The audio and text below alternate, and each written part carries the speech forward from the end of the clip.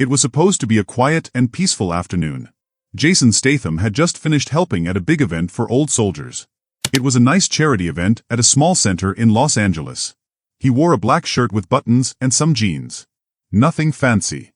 He looked like a regular man walking down the street. But when he walked by, people moved out of the way without even thinking. They didn't know why, but something about him made them step aside. He didn't try to stand out. He didn't want attention. He just wanted a coffee. He walked into a small cafe on Sunset Boulevard. He ordered a black espresso and took a seat outside. There were shady tables there, so he sat at one and sipped his coffee. The city felt calm for once. That was rare. Kids skated by, a couple was having an argument at the street corner, and an old man was throwing crumbs to birds. Everything felt normal. Until it didn't. Suddenly, a police car made a loud noise and stopped quickly across the street. The tires screeched. A young police officer stepped out. His name was Officer Logan Krell. He was known in the neighborhood for two things. He got angry very fast, and he had a lot of complaints from people for being rude. But today, Logan didn't care about any of that. He felt mad and wanted to show power. From his car, he saw Jason sitting and thought he was just a big guy acting tough. Logan walked across the street like he was the boss. "Hey, you!" he yelled. People turned their heads to look. Jason didn't move. He took another sip of his espresso. Calm and quiet. The officer stomped over to Jason. "Are you deaf or just rude?" Logan shouted. "I said stand up." Jason slowly stood up. His eyes were serious but not angry. "Is something wrong, officer?" Jason asked. "You tell me." Logan barked. He came way too close to Jason. "Why are you just sitting here?" "I'm drinking coffee," Jason answered calmly. "Oh, smart guy, huh?" The officer said while looking Jason up and down. "What's your name?" Jason paused. He knew this was a game. If he gave his real name, things might stop here. But something inside him wanted to see what the officer would do next. "John," Jason said. "Just John." Officer Krell took out his baton, a long stick used by police. "Got any ID?" he asked. Jason shook his head slowly. "Didn't know I needed one to sit outside." The officer smiled in a mean way. "Maybe you'll need one where you're going." Then he suddenly pushed Jason. It was a hard shove. Jason didn't fall. But the chair behind him tipped over and hit the ground with a loud sound. People nearby gasped. "Don't do that," Jason said. His voice was deep and strong like thunder. "Don't tell me what to do," the officer yelled. Then he lifted the baton and swung it at Jason's stomach. But then, everything changed in 1 second. Jason moved so fast it was like magic. He grabbed the baton with just one hand before it could hit him. Then he twisted it away. The officer yelled in pain. And in a blink, Jason turned the officer around and slammed him onto the table chest first. The officer's badge scraped the table. It was loud and embarrassing. People nearby gasped even louder. Jason leaned close to the officer's ear and said, "You really picked the wrong guy today." The officer tried to move, but Jason held him down easily. It was like holding a bug with one finger. "Do you even know who I am?" the officer hissed. "Some guy who's about to lose his teeth," Jason said. But before anything else could happen, a barista from the cafe came running out. She had her phone in her hand. "Sir." "Officer Krell," she said nervously. "That man is Jason Statham." People around whispered.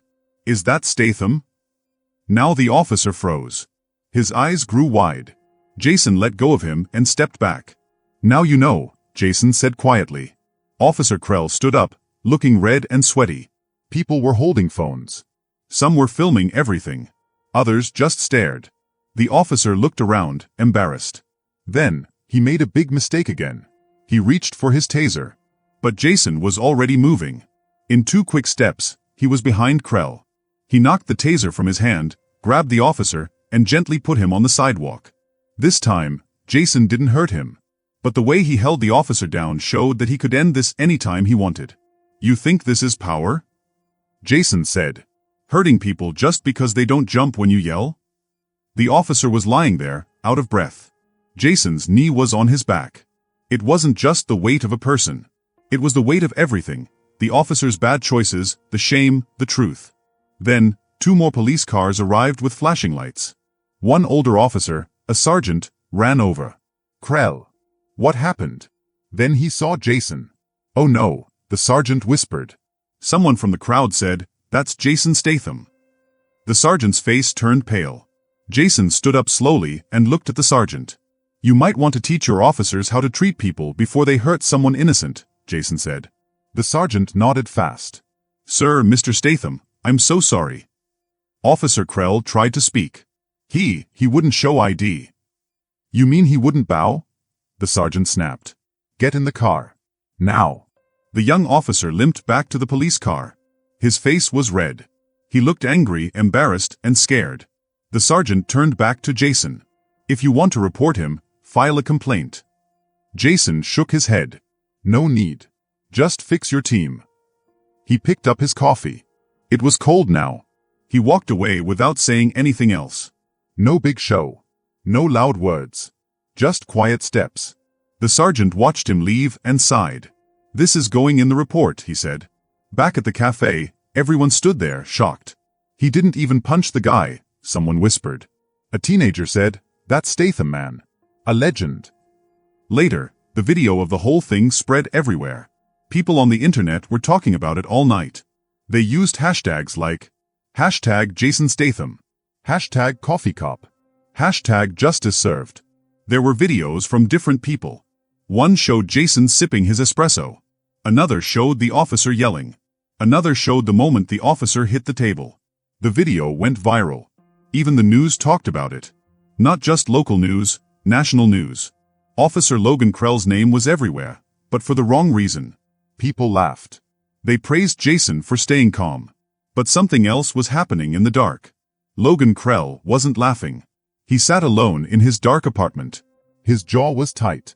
His eyes were full of anger. He watched the videos again and again. Every time he saw himself being slammed on that table, he got more upset.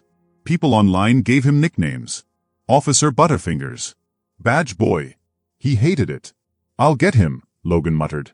"I'll make him pay." The next morning, Jason Statham went to his favorite park. It was just a short walk from his house. He liked this park. It was peaceful, full of big oak trees.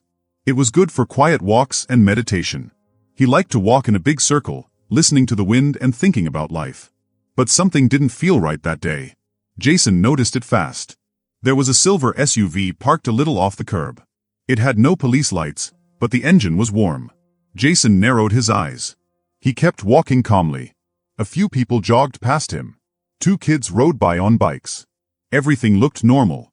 But when Jason turned a corner, he saw something strange. Officer Krell was standing in the path. He wasn't in his police uniform. He was wearing regular clothes. His hands were behind his back. He stood like he was waiting for someone. Jason didn't stop. He kept walking. "Are you following me now?" Jason asked. Krell smiled, but it wasn't a nice smile. "Just enjoying the park like you," he said. "Don't make another mistake," Jason warned. "Oh, I've learned," Krell said. "I learned that everyone loves a hero. And when I tried to stop you, they turned me into the bad guy." "You turned yourself into the bad guy," Jason said sharply. "And you turned me into a joke." Krell shouted. He stepped forward suddenly. From behind his back, he pulled something out. It was a stun baton. It crackled with electricity. It was military grade. It was strong. But Jason was stronger. Jason moved quickly. He didn't have to think. His body just knew what to do, like it had done it 1,000 times before. A man named Bennett tried to hit Jason with a long stick that gave electric shocks. But Jason moved to the side super fast. Then, just as quickly, Jason grabbed Bennett's wrist and twisted it. The stick fell into the grass. Bennett stumbled back and reached for something on his belt. It was a knife that folded. Jason saw it. Before Bennett could use it, Jason pushed him hard on the shoulder. Bennett flew into the air and landed flat on his back. He made a loud oof sound when he hit the ground. Jason picked up the shock stick, turned it off, and threw it far into the bushes. "You need help," Jason said. But Bennett wasn't listening. He was trying to sit up. He was breathing hard, and his eyes looked angry. "I lost everything because of you," Bennett said. "No," Jason said in a calm, serious voice. "You lost everything because you didn't know when to stop." 2 people nearby had started recording what happened on their phones. Jason heard the clicking sound the phones made when taking a video. Bennett saw it too. His eyes got even bigger. He looked really scared. "You hit me again," Bannet whispered. "They're recording. Everyone will see this." Jason stepped closer. "And this time," he said, "you came here without your police uniform. You brought a weapon. You'll be in trouble." Bannet's face showed fear. "I'll be fired," he said. "You should be," Jason answered. His voice was calm but strong. Then Jason heard sirens. The police were coming. Someone had already called them. Bannet's face looked even more scared now. "You don't get it," he said, almost crying. "I can't lose this job." Jason bent down next to him. "Then maybe," he said, "you should have treated it like it mattered." 2 police cars drove up next to the path. Officers got out quickly. But when they saw Jason standing still and Bannet on the ground, they didn't raise their weapons.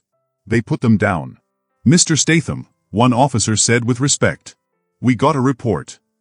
Then he looked at Bannet. "Oh no. Not him again." Jason nodded. "He tried to attack me." The officer walked toward Bannet slowly. "Where's your ID?" he asked. I was off duty," Bannet said. "With a stun baton?" The officer asked again. Bannet couldn't take it anymore. He started shouting. "He embarrassed me. Everyone's laughing at me." "Then maybe they're right," said another officer. They handcuffed Bannet and helped him up. Jason turned around and walked away. A woman pushing a baby stroller nearby whispered to her child, "That man just saved us from a very bad person." Jason didn't want anyone to cheer for him. He didn't want fame. He just wanted peace. But some people, like Bannet, didn't understand peace. They only cared about being in charge. They cared more about being proud than doing the right thing. As the police car drove away with Bannet inside, Jason sat down on a bench under a big tree. He looked up at the sky and took a deep breath. He knew the world had many bad people, even some wearing uniforms. But he also knew that as long as he was here, someone would always stand up against what was wrong. And sometimes all it took was one person, and one cup of coffee. The story gets big. It didn't take long for people to find out what happened. The video from the park was posted online and went everywhere, faster than when Jason had helped during the fight at the cafe. In just one day, millions of people saw the video. They watched Jason Statham stop a bad police officer using only quick moves, calm words, and the choice not to fight back hard. Then the news found something big. Officer Logan Bannet had lots of complaints against him. He had done bad things before, but they were hidden by his job. Now, everyone saw the truth. The story was no longer just about a celebrity stopping a bad cop. It became a big example of how the system had problems, and how brave people were needed to fix them. Jason didn't talk about it in public. But he got calls. Reporters called. People who watched over police behavior called. Even a senator called. Jason had quietly started something much bigger than himself. While the world talked about him and gave him praise, Jason sat in his living room. He didn't want the spotlight. His wife, Elena, came over and put her hand on his shoulder. "You did the right thing," she said. Jason looked at her. His eyes were serious and sad. "Doing the right thing doesn't always feel good," he said. "I didn't want to fight. I just wanted peace." Elena smiled. "And that's why what you did mattered." Helping without talking loud. The next day, the city asked Jason to speak at a big meeting about safety. But Jason said no. He didn't want to be on stage. He didn't want people clapping for him. Instead, he wrote a letter. In it, he asked for stronger mental health checks for officers and better rules when someone complained about police hurting people. But not everyone was happy with Jason. At the county jail, Bannet sat behind thick glass. His eyes were tired. His jaw was swollen from falling in the park. He was waiting for charges, attacking someone with a weapon, trying to hurt someone, and pretending to be a police officer when he wasn't working. "I want to talk to him," Bannet said to his lawyer. "I want to talk to Statham. One last time." The lawyer looked at him like he was crazy. But he passed along the message anyway. To everyone's surprise, Jason agreed. He didn't want revenge. He didn't want to make fun of Bannet. He just wanted to understand why Bannet did what he did. One last talk. They met in a small room.